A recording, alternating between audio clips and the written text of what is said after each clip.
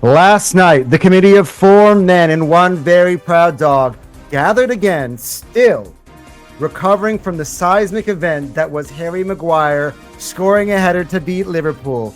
We must have watched that goal on loop for hours, partly in disbelief, partly to enjoy Hassam's watch-along reaction for the 15th time. Then, as the night wore on and the snacks ran low, the real debate began. Have Arsenal actually ruined football with set pieces, or have they simply mastered the dark arts? Voices were raised, spreadsheets were opened, the dog took sides, and through it all, we toiled and we burned the midnight oil to bring you yet another flawless, undisputed, scientifically peer-reviewed list. And now, without further ado, it is time for Anton's Tears.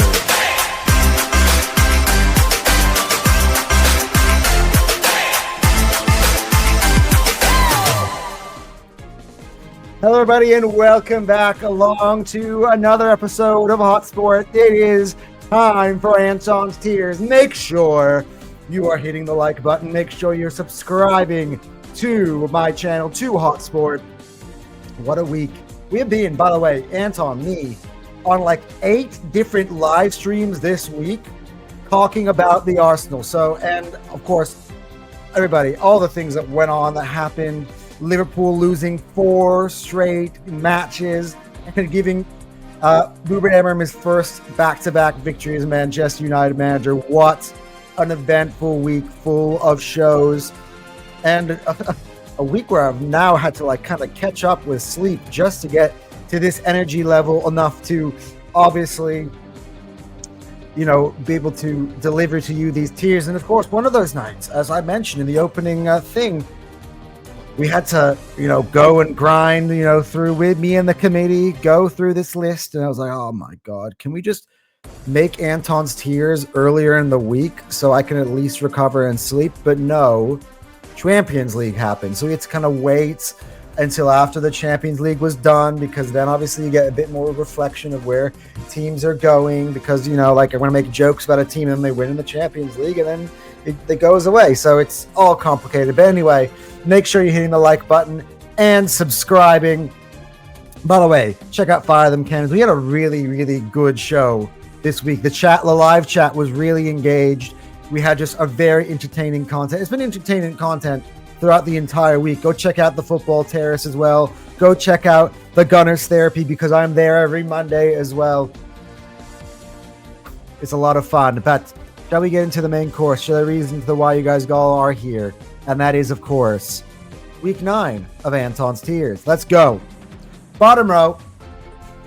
4 is company, because the reason why I said this is Wolves and Forest for the last couple of weeks have been together at the bottom of the tiers, and now Leeds and West Ham have threatened every week to sort of fall into that category, and I finally broke. Leeds losing to Burnley had to put them in the bottom tier. It had to. I felt like Burnley versus Leeds, whoever were to lose that game, if there was a loss, because both of them were sitting on the second to last tier, that one of them would fall to the bottom tier. And Leeds, I thought, had been good this season for the most part in terms of where everyone expected them to be. But games like Burnley, a fellow promotion side, is games that you have to win. That's when they're expected to deliver victories, and they did not. They are starting to look like a championship side again this year. But of course, it's about only a quarter of the way through the year now. We are now match week 9. So we're going to start hitting that, whether you're a match week 9 person or a match week 10 person in terms of where you believe the quarter mark is. We're almost there, so there's a long way to go for Leeds to turn around, because they've also, put in some pretty good performances throughout the first 8 games or so. But still, just in terms of the hierarchy of the league, they're now bottom tier, and so is West Ham. I thought that another loss at home, this time with Nuno in charge. By the way, Nuno now joins his former clubs in the bottom tier. Brentford, by the way, we're going to get to them in a second, but they are really pushing against how I expected them to look like at the start of the year. And they handed West Ham a defeat away. I thought, in the Olympic Stadium. Yeah, look, that's not exactly what I expected. And by the way, for Nottingham Forest, how can I let us go without talking about this headline? We spoke about it last week. The Ange Postecoglou on the ropes. Eventually, what we said did come into fruition, and we'll talk about it again on Under Pressure when we get to that video. Make sure you check that out either today or tomorrow, whenever that video comes out. But we will obviously have to discuss about that sort of that thing coming into play here. And so now they lost to Chelsea 3-0 at home, although they thought they weren't that bad, especially in the first half. But, Ange barely lasted 20 minutes after that game before Marinakis gave him the sack. Now Sean Dyche, the old, relegation saver, is now in to try to change the fortunes at Nottingham Forest. And for Wolves, same old. They lost to promotion Sunderland, just like I thought they would. They have been consistently the worst team in the league this year. At the moment, if anybody was going to be going down, like almost assured bet, it's starting to look like Wolves. And they're sitting here at the bottom of the tiers, almost at the quarter pole of the season. Next up, I call this one struggling to name this. I gotta be honest. This is how honest I am. I literally was racking my brain, like, what do I call this tier? And I was just like, I'm gonna come right out for it. I don't know what to call this tier. But it's the second from bottom tier. And look, Burnley, as I said, this is the unfair part about it from Burnley. And if Burnley fans are watching this, it's just like, I have you as the 20th ranked side in the league, talent-wise. So there's not really much of a scope for you to rise. Now, second from bottom tier in this scenario is safe from relegation. Last week's it wasn't. This week it actually is, because I got 4 in the bottom tier. So, look, you beat Leeds. You won that sort of tussle for who's going to get in the bottom tier or not, and you're safe out of that. And for Fulham, I believe that's 3 straight defeats off the back of a dominating home victory against Brentford. Now, of course, the last one is against Arsenal, but I gotta tell you, Fulham in the first half don't look like a team that is dead. They look like a team that has got a lot of quality, that have a lot of fight. They got a lot of threat. But of course, you're playing Arsenal, and Arsenal just deny you space. And as I'm saying, like, I'm not going. I mean, obviously, we know what side I support, but I'm not going to like take a defeat to Arsenal for any club this year and make it as a stick to beat you with. But 3 defeats in a row, as well, mixed in with the fact of, like, they've had about the 11th hardest schedule in the Premier League this year. And look, I just don't think their squad is that talented. I have them as 15th out of 20, just to put my cards on the table, which is, by the way, right about here, right? So this is about 14th or 15th. This is right about where Fulham should be in terms of the league. Next up, I still have my doubts. I still have my doubts about these 3 teams. Now, they all won this week, right? Sunderland, of course, getting a home win against Wolves, but I said I think it's a safe 2-0. I said it in Anton'S picks. I will, it was the most predictable match of the week. If you were doing any sort of betting thing like they do in England, where 1 week you only pick 1 game, I would have picked Sunderland to beat Wolves. But here's the catch, and this is where I feel Sunderland. 18th easiest schedule so far in the league this year, with the 17th most talented team. Now, I gotta say, 14 points. By the way, that's the same amount of points as Manchester United. That's 2 points behind Liverpool, I believe, in the Premier League, if I'm not mistaken. No, even better. That's 1 point behind Liverpool and 1 point above Manchester United. Sorry. So for all the guys are saying, look, man, you're being so unfair to Sunderland. And by the way, beating the teams in front of you should not be something that takes away from you. But I am yet to see Sunderland go up against a really, really tough of the big boys They haven't played Arsenal, haven't played Liverpool, haven't played City, haven't played Spurs, haven't played Chelsea, I don't believe yet. Like, so any of the best teams in the league, they have yet to face this season. So that is just something that I wait to see before I bump them up. But I have been impressed with them so far. Hence, they're not in the bottom 2 tiers. They've been the best by a long stretch of the 3 promoted side. Brentford. Squad-wise, I thought they were relegated this year. And they've put together some really performances. Keith Andrews is doing an amazing job. He's been doing a fantastic job coaching the Bees. And they've got some really, as I said a few weeks ago, still some sting left. And they're still stinging. That West Ham game, I picked West Ham. I was like, even though the betting odds told me to believe in the Bees, I picked West Ham. Brentford, unlike Sunderland, had some tricky fixtures in there, and they've come out of there with flying colors. Credit for them to that. I still have questions about the quality of the squad over a 38-game season. So again, this is not the standings, this is not the table, right? And that's kind of how I feel. That's what Anton's tiers is. It's not the table. So Brentford is doing well, just like Sunderland is doing well, right? But what's Brentford's point total this year? 10 points. 10 points out of a possible, what are we after, 24? That was quick math. So they've still dropped more points than they've picked up this season. Which is hence why they're still 3 from bottom of the tree. But they're picking up pace as in recent times, and credit to them, but I still have my doubts. Villa is like a different kettle of fish for me. Villa is a team that I thought would be higher up the table, started out really slow, but now they're starting to pick up pace. The only question is that, like, for instance, in the Europa League, saw them lose to Go-Ahead Eagles. Cards on the table, I've never heard of Go-Ahead Eagles. I've never heard of them. They're obviously in the Europa League, but I've never heard of them. Or the Conference League. Is it the Conference League that Villa are in? Europa League, I think. But, like, I've never heard of them. And they lost to them today. Like, just as I thought I was starting to believe in them. It's just there's something off about it. It's the 4 weeks without the scoring. They're starting to get better. By the way, impressive win against Spurs. Very impressive come from behind win against Spurs. Bro, Emili Buendia came back from the dead. He was on loan last year, and he's come back and revived his Villa career.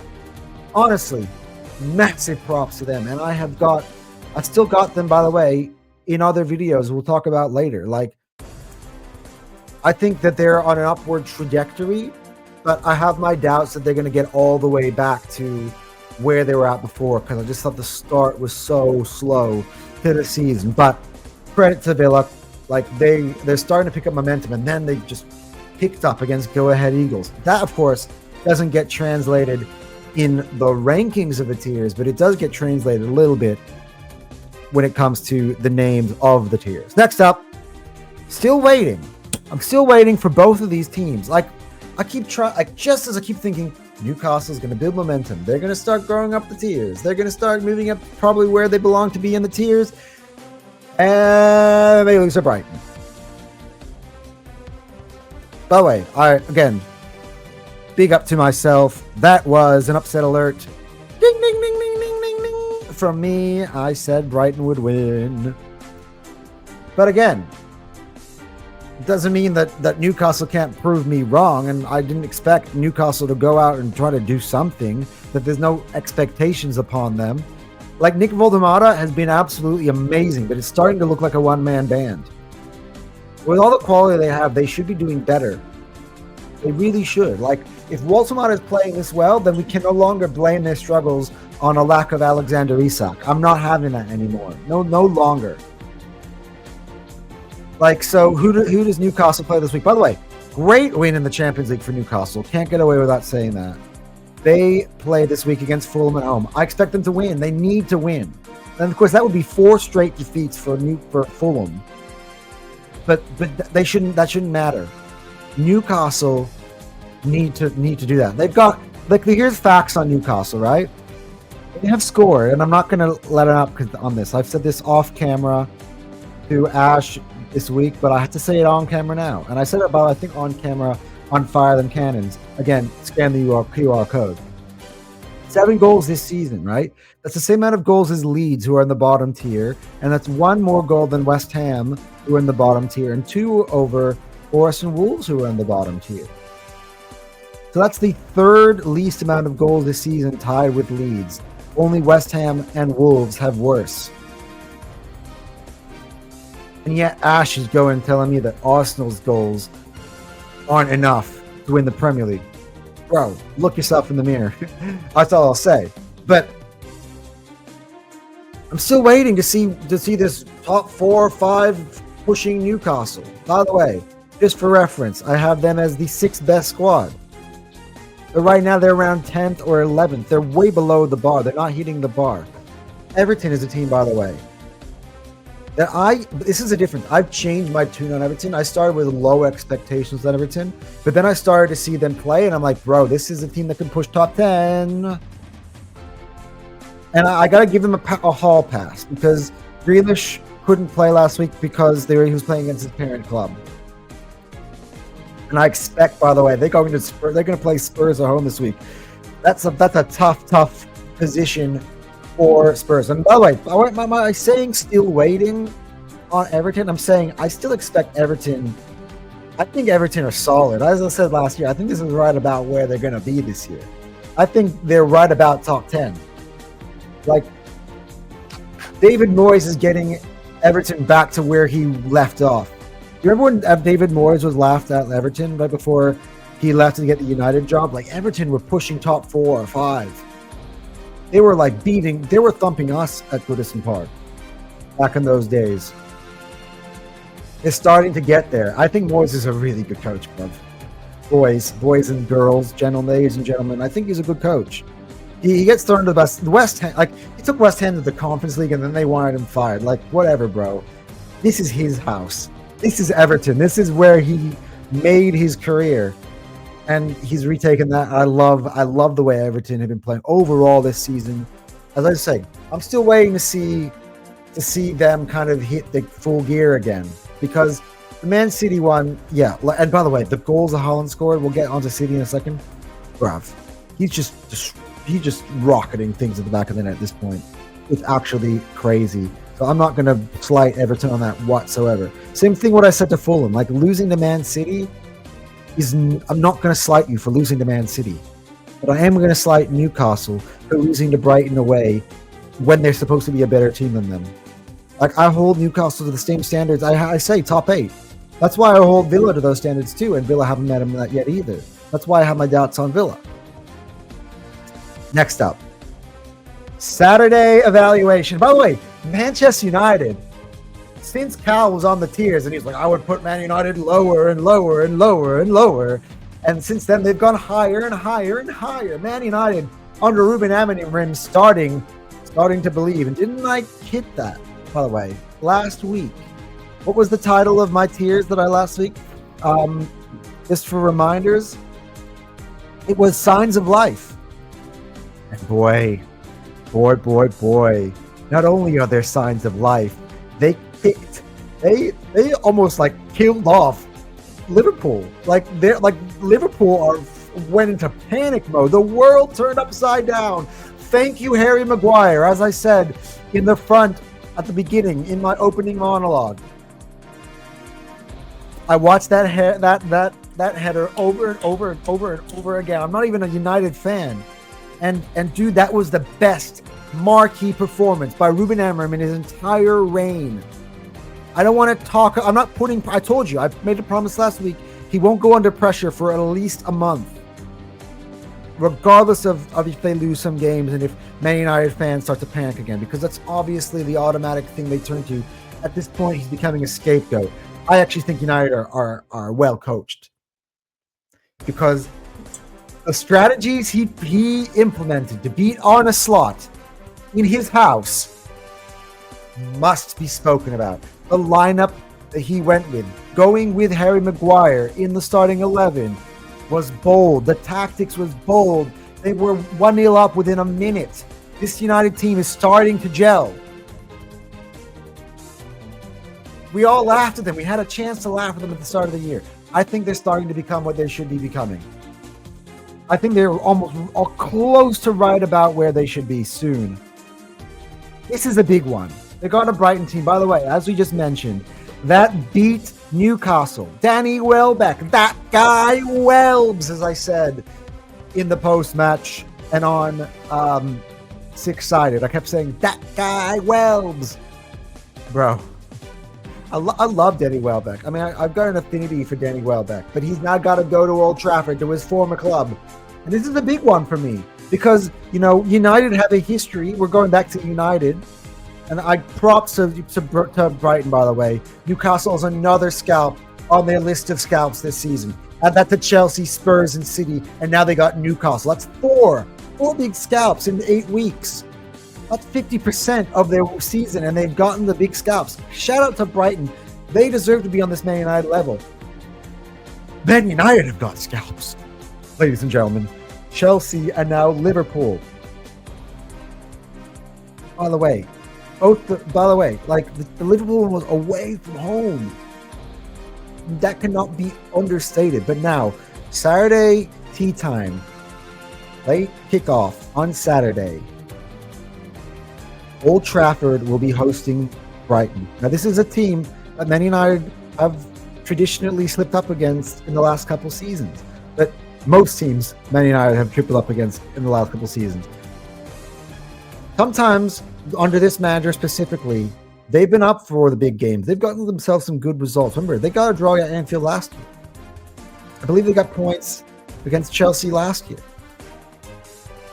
It's the Brightons of this world, the Brentfords of this world, where Man United have come undone. Now, let's see if Ruben can win 3 games in a row. Just like I said last week on a couple of them, this is like a splitter. Like one will move up the tiers, or one will go down the tiers, depending on how the numbers work their way up. One of them is going to be ahead of the other by the end of by next week. Let's see. Because, by the way, Brighton get themselves a 5th scalp of the season. Dude, they will deserve their spots in this tier. Managerial excellence, but you got to give it to Brighton as well. If in that case, I think they're also very well coached. But one thing that these 3 clubs all have, and by the way, yes, we'll get to Spurs. They have dropped down the tiers. And by the way, this was a hair splitter last week. They drew, so they're staying on the same tier. But one thing that these 3 teams have in common: Areola, Glasner, and Thomas Frank are all excellent coaches who have built their careers off of getting the best out of average squads. Bournemouth, Antoine Semenyo continues to add to that G&A. Another really good, like that Palace Bournemouth game. Now they're both on the same. What game of the week last week in the Prem? I mean, of course, you got Liverpool and Man United for different reasons, but in terms of the entertainment quality, shout out to Pateta, Jean-Philippe Mateta, hat-trick. Could have been 4. Like, Palace could have been that. By the way, Bournemouth at one point, if they were held on, would have been top of the Premier League for at least an hour or 2. Like, that was such a good game, and I knew it'd be a good game. I said it would be a draw. It was a draw, a high-scoring one. These teams really impressed me. I enjoy watching these teams. That game was so much fun for every reason I thought it would be. It lived up to the hype. These are right about where they should be.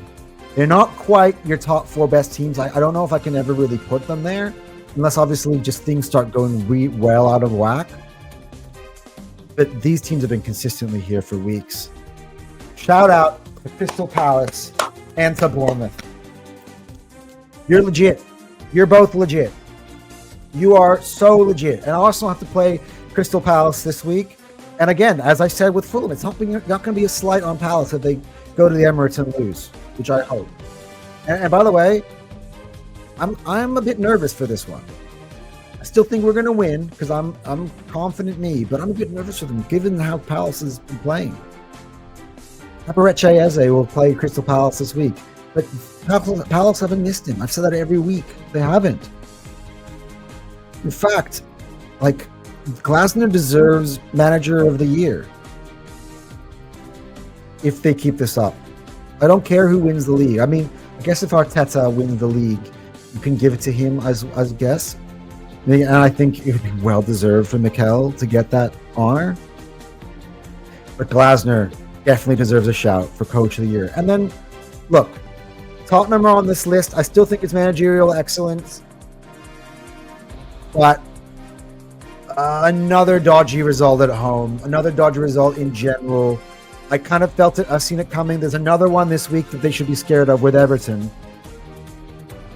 But that Villa goal, that Buendia winner at Tottenham Hotspur Stadium, was not a shock to anybody. Was not a shock to me.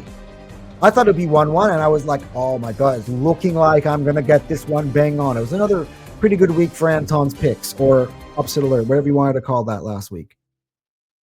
But Spurs, and then they, by the way, drop points as well in the Champions League. Starting to slip a little bit.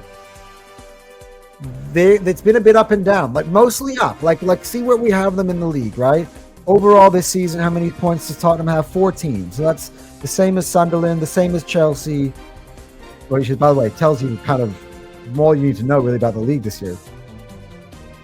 But it's right. It's up there. But again, there are some results there, like the Bournemouth at home, the Villa at home, the Brighton away. I could kind of see coming. There are a few other ones in there.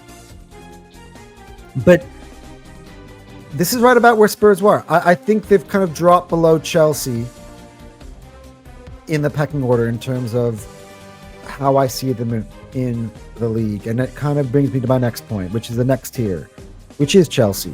This is my original assessment of Chelsea. That's why I've called this original assessment.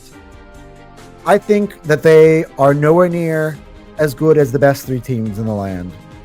But I also think that they are way better than the next 16 teams. I think there is the best three teams in the land, a gap, Chelsea, a gap, everybody else. And that's where it's starting to look like. Chelsea I gotta say, Chelsea looked like Arsenal in the second half. It was 0-0 at halftime, but they got it together and they got Ange fired. That was a really good second half performance from Chelsea, and they carried that on into Europe as they smashed Ajax. Willian Esteval is looking really good. I mean, of course, I watched Six Sided today, and I'm going to keep making football terrace references because obviously I'm involved with them, and there's a partnership with me and them, and so we're almost in alignment here, so I can kind of bring up some of the other characters, and you'll see Quest. I hope one day I want to get Quest on Hotsport because he's box office. But anyway, he was saying like, oh, Willian Esteval, he's hyping him up, comparing him to Saka again. But like, I that's why I don't like these conversations, because I like Willian Esteval, and then you're making me have to defend Saka. I really like this kid. He is really box office. And I think Chelsea are starting to click and hit some consistency. I think they're top four bound. I think they are easily the fourth best team in the land, guys. And that, from like being almost like wandering around 10th and sacking managers and hiring them and sucking them and hiring them and always kind of shuffling and restructuring the squad. This summer, I know they signed a lot of players, but the squad, the main core, we kind of knew where they were. The squad made a little bit more sense. And even they've overcome some injuries, and they're starting to pick up form. They got a big win against Liverpool. Now then they back that up by, forced through the kitchen sink out of them. That was the last hurrah for Ange. And they rode with a bit of the waves and a bit of a sticky first half, and then absolutely punched them in the face and knocked them out. And they're now two managers deep into their third now this season is Nottingham Forest, thanks to Chelsea. I think Chelsea, I don't want to put them in a title race, but respect needs to go on their name. See, this is me. Everyone thinks like I'm not an agenda guy. I mean, maybe a little bit with the Isak thing, and as everybody knows on this channel, but I generally don't want to be an agenda guy. I just say it how it is. Chelsea is performing better.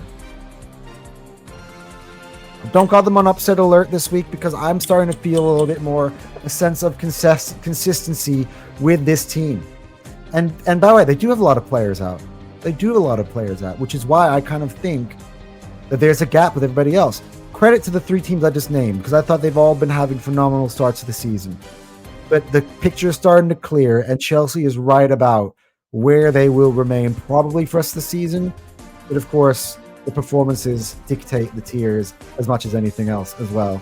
Moving up to the tasty part, the controversial part, but it's becoming way less controversial now. New reality. I'm going to sound very smug. That's what I've named this tier. First of all, Liverpool should count themselves lucky that despite 4 losses in a row, they are still second tier. Level with Man City, who have almost an opposite form. I want to start with Man City this time before I talk about Liverpool. Man City are starting to look like Arsenal's immediate title rival. They're the one that's pushing. They're the one that's showing consistency.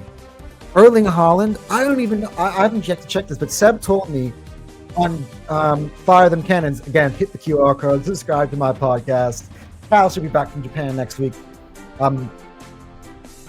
But 24 in all comps for Haaland, that's freaking scary. Like, this is still Man City with Pep Guardiola, man, and they're starting to hit that sort of consistency in their run right now at the moment.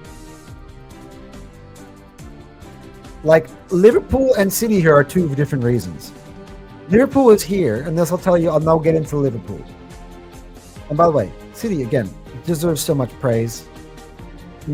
They deserve so much praise. But I'll get to the new reality part of this after I rip into the losers of the week, and I will have more to come on Under Pressure. Not to spoil anything. 4 in a row, now they beat Eintracht Frankfurt.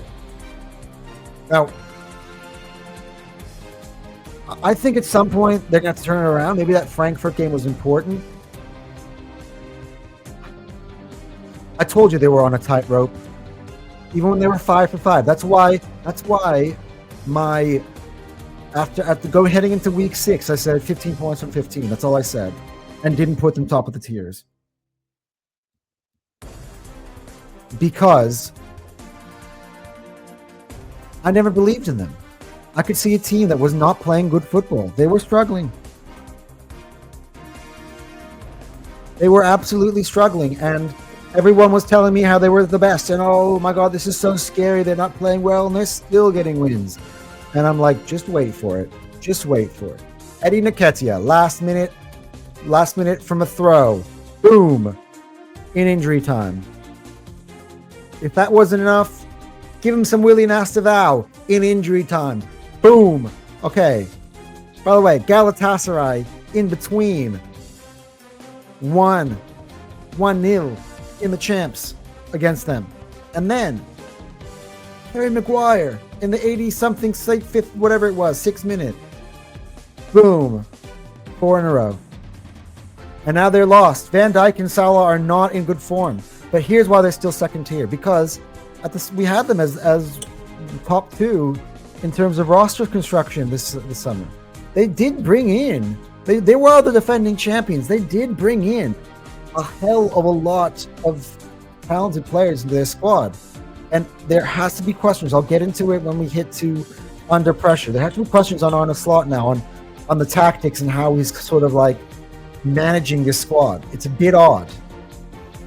The pressure needs to come now. The criticism needs to come now. There's no more hiding from it anymore. But because they've come from such a high place, they're second in the tiers. But the new reality for both Liverpool and Man City is this, before I introduce the team that's obviously at the top of the tiers. This is a new reality for them. They are no longer the top dog in either of these teams. Liverpool got to be the top dog last year. Everyone was calling them the top dog throughout the whole summer. No, they're going to be unstoppable, blah, blah, blah.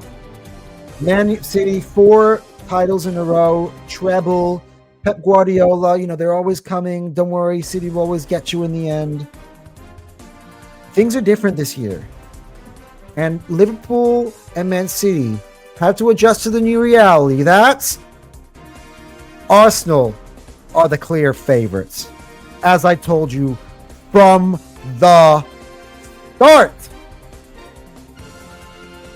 And don't be giving me bullshit about we're killing the game with throw-ins and set pieces and everyone's copying us and it's destroying football and it's ugly and cry. You know why people are crying now? Because they're starting to see it. Before, this is what they were leaning on. I just don't think I think they're going to bottle it. They just don't have the mentality to win it. But guess what? Arsenal's just playing ghosts one after the other. They're the best defense in all of the world.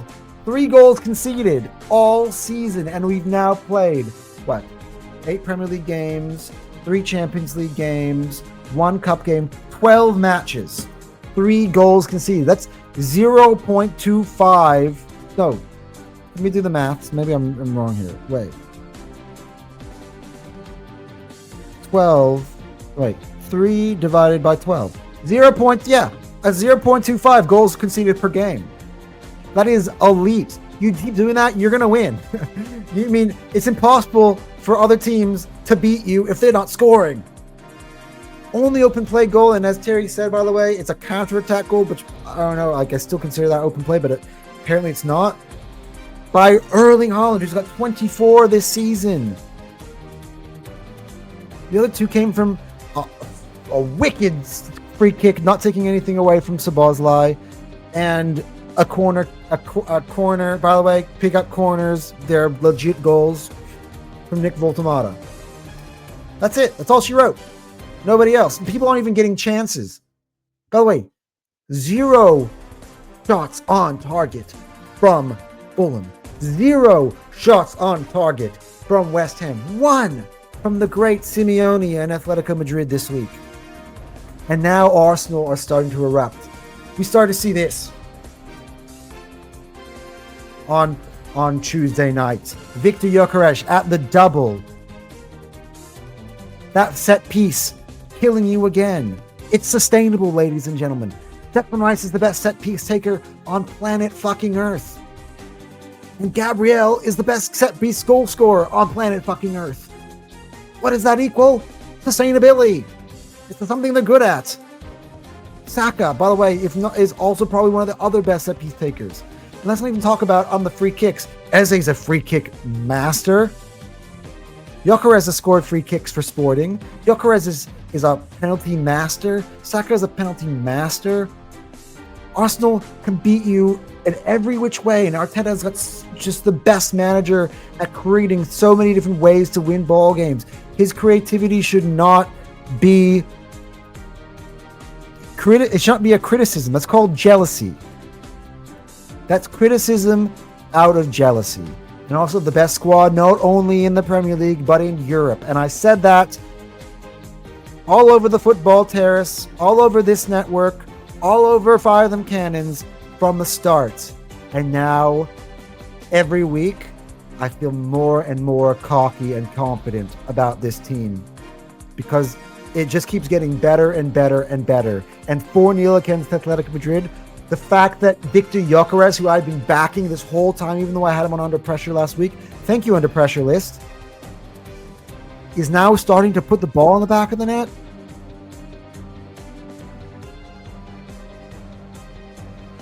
Watch out, league. Arsenal's starting to pull away. They are the clear favorites. There's undisputed. There's no more questions.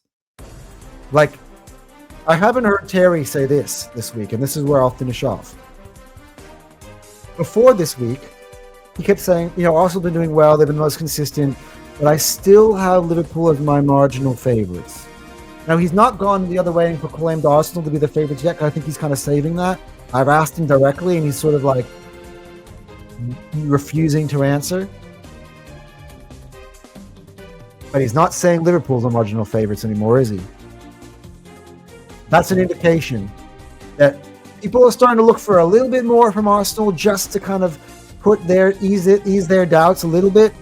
But I'm not. I've seen all I need. I didn't even need to see football to know that Arsenal were the favorites. I saw the way Andrea Berta was acting. And by the way, Adam Max Dowman contract extension onto all the business he's done this summer, and Arsenal are the clear favorites and top of the tiers. Let me know what you guys think about my tiers this week. Do you agree? I mean, it's getting hard to disagree with what I'm saying now. I know there are a lot of people who were disagreeing with me when I started putting Arsenal top of the tiers, even like while Liverpool were perfect and after a draw against City. Not so crazy now. Anyway, guys, make sure, again, you hit like on the video. Make sure you're subscribing to Hotsport. The numbers have gone up in recent weeks, and I'm really thankful to you guys. The popularity, the visibility. Hotsport just got its first reference on the terrace this week. And that's big. That's big. That's a dream for me, guys. Thank you. Please keep supporting the channel as it goes along, because the growth has been insane. Until the next time, ladies and gentlemen, Anton out.